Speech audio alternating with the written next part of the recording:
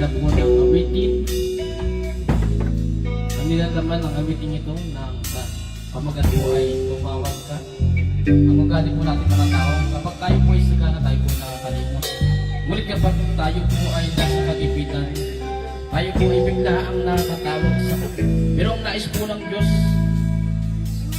kahit ang sitwasyon natin sa gana o nasa kagipitan, nariyan pa tayo matawag. Minsan ay dumarating ang mga pagsubok sa buhay mo, na para ba nagkaanahan ka sa Panginoon. Nag-iisip ka kung ano ang iyong gawin, ngunit nanatili pa rin sa buhay mo. Huwag mawala ng pag-asa, kaibigan. Ang mga pagsubok sa'yo dumaraan naman. Asahan mo may hanap tutulong sa'yo. Natilit iba si Jesucristo. Sabi ng Panginoon, tumawag ka at ako'y sasagot sa'yo. At ako'y magpapakita ng mga bagay na di mo pa nakita.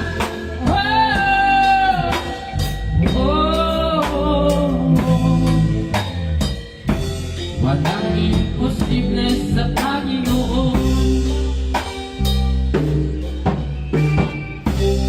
Bakit minsan kay dali natin lumimot sa Panginoon sa oras na tayo'y sagana? Kapag dumarating na ang mga kagipitan sa buhay mo, saka ka pala tatawag sa Kanya. Huwag mawala ng pag-asa, kaibigan. Ang mga pagsubok sa'yo dumaraan lamang. Asahan mo may handang tutulong sa'yo. Nagtitibay si Jesucristo.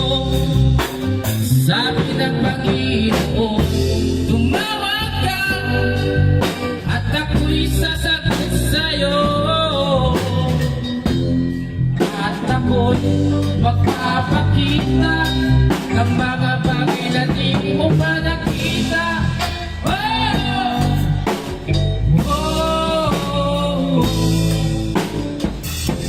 Walang imposible sa Panginoon. Sabi ng Panginoon, tumawag ka at ako'y sasagot sa'yo. At ako'y magpapakita ng mga bagay na di mo pa nakita.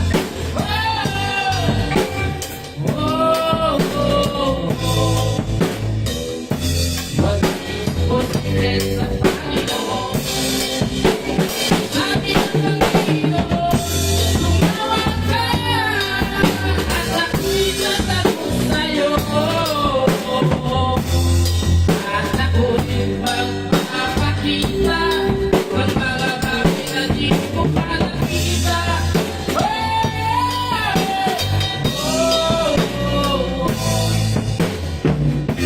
Walang imposible sa Panginoon. Walang imposible sa Panginoon. Walang imposible